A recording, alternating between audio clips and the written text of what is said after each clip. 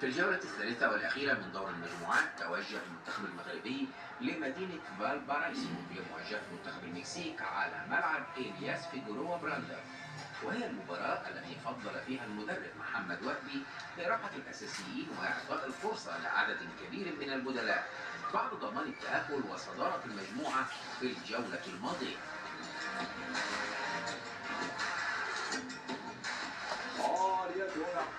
عالية لأنس.